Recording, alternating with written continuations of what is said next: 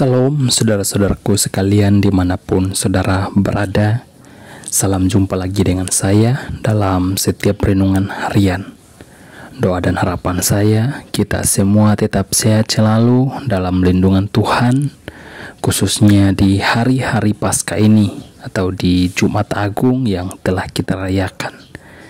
Saudara-saudara yang terkasih di dalam nama Tuhan Yesus Kristus, sebelum kita membaca dan merenungkan firman Tuhan pada hari ini, saya mengajak saudara-saudara untuk kita berdoa.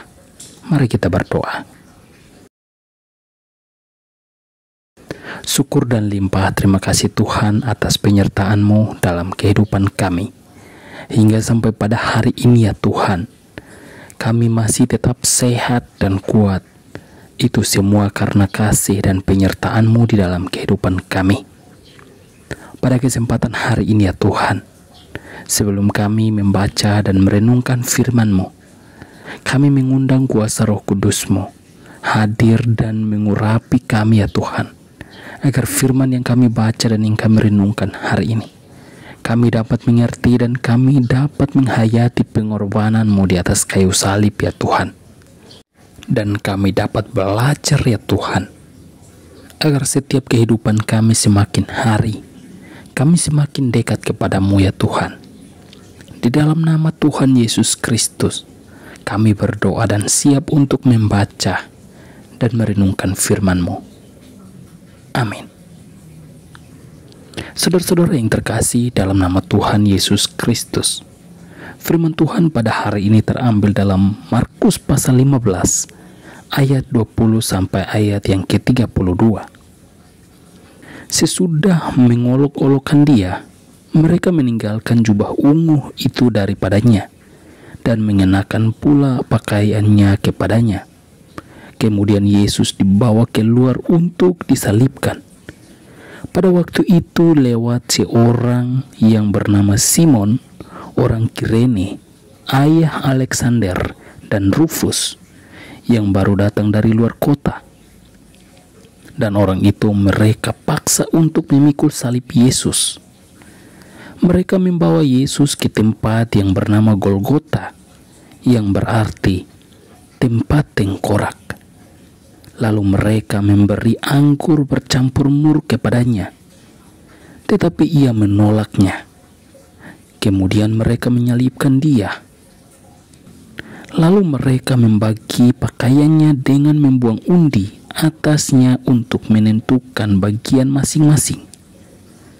Hari jam 9 ketika ia disalibkan, dan alasan mengapa ia dihukum disebut pada tulisan yang terpasang di situ, Raja orang Yahudi. Bersama dengan dia disalibkan dua orang penyamun, seorang di sebelah kanannya dan seorang di sebelah kirinya. Demikianlah genap nas Alkitab yang berbunyi, ia akan terhitung di antara orang-orang durhaka. Orang-orang yang lewat di sana menghujat dia, dan sambil menggelengkan kepala mereka berkata, "Hai engkau yang mau merubuhkan bait suci dan mau membangunnya kembali dalam 3 hari, turunlah dari salib itu dan selamatkan dirimu." Demikian juga imam-imam kepala bersama-sama ahli Taurat mengolok-olokkan dia di antara mereka sendiri, dan mereka berkata, "Orang lain ia selamatkan, tetapi dirinya sendiri tidak dapat ia selamatkan. Baiklah Mesias, Raja Israel itu, turun dari salib itu, supaya kita lihat dan percaya." Bahkan kedua orang yang disalibkan bersama-sama dengan dia mencelah dia juga. Demikian firman Tuhan. Saudara-saudara, firman Tuhan pada hari ini mengisahkan tentang akhir perjalanan Yesus di atas kayu salib. Kita melihat sendiri perjalanan Yesus sebelumnya yang dituduh, dihina, dihujat, diludahi. Berbagai macam hinaan yang dituduhkan kepada Yesus. Tetapi Yesus tertunduk diam dan tidak mau berkata apapun terhadap mereka. Kita melihat dalam bacaan firman Tuhan pada hari ini, setelah mereka mengolok-olok Yesus, mereka membuka atau menanggalkan jubah ungu yang dikenakan Yesus. Lalu mereka mengenakan kembali pakaiannya kepada Yesus. Di sana kita lihat ada seorang yang bernama Simon, orang Kirene yang baru datang dari luar kota. Ia dipaksa harus memikul salib Yesus. Lalu mereka membawa Yesus ke tempat yang namanya Golgota, yang berarti tempat tengkorak. Lalu di sanalah Yesus disalibkan. Tepat pada pukul 9, Yesus disalibkan di tengah-tengah dua orang penyamun.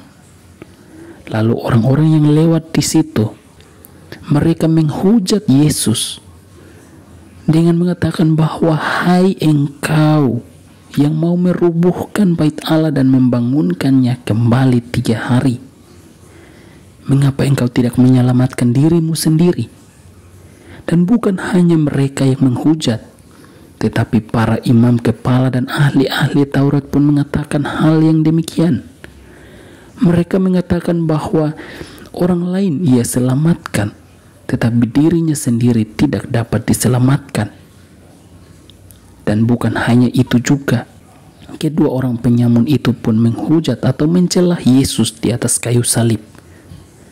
Dari firman Tuhan ini, kita dapat belajar di mana Yesus yang adalah anak Allah yang tidak berdosa itu, ia harus diperhadapkan dengan berbagai tuduhan dan hinaan. Hingga hari ini kita lihat, Yesus telah mengakhiri semuanya di atas kayu salib. Dalam setiap pengorbanan dan penderitaan yang Yesus alami ini, Yesus lakukan hanya untuk menyelamatkan kita yang berdosa ini. Seharusnya kita yang dihukum dan disalibkan, bukan Yesus Kristus. Saudara-saudara yang terkasih di dalam nama Tuhan Yesus, apapun persoalan dan masalah yang kita hadapi, ingatlah bahwa setiap persoalan masalah yang kita hadapi tidak sebesar yang Yesus alami saat ini di atas kayu salib.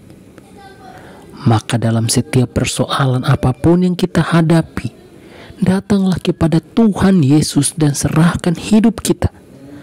Percayalah bahwa di dalam Yesus Kristus ada jalan keluar yang terbaik, dan di dalam Yesus Kristus ada keselamatan dan hidup bagi kita orang percaya.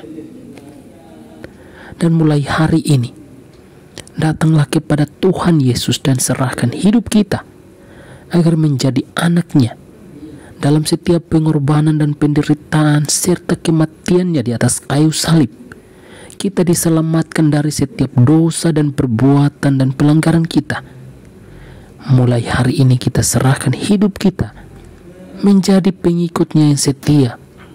Sekalipun kita dihina dan diolok dan diejek semua orang yang ada di sekitar kita, bahwa iman kepercayaan kita kepada Yesus adalah sebuah kebodohan, tetaplah kita memandang Yesus di atas kayu salib, bahwa keselamatan hanya ada di dalam Yesus Kristus yang terpaku di atas kayu salib itu. Mari kita berdoa. Terima kasih Tuhan atas firman yang sudah kami renungkan pada hari ini.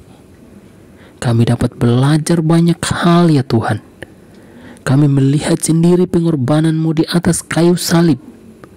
Engkau dihina, Engkau dicela, Engkau diselibkan sebagai orang durhaka. Semuanya itu karena dosa dan perbuatan kami ya Tuhan. Ampunilah dosa kami ya Tuhan. Kami terus menyerahkan seluruh hidup kami. Kami mau menjadi anak-Mu yang taat dan setia dalam firman-Mu ya Tuhan. Pakailah hidup kami, dimanapun kami berada ya Tuhan. Kami mau menjadi anak-anak pengikut Kristus, yang terus taat dan setia dalam mengikut Engkau ya Tuhan. Di dalam nama Tuhan Yesus Kristus, kami berdoa dan mengucap syukur atas firman yang sudah kami baca dan yang kami renungkan pada hari ini.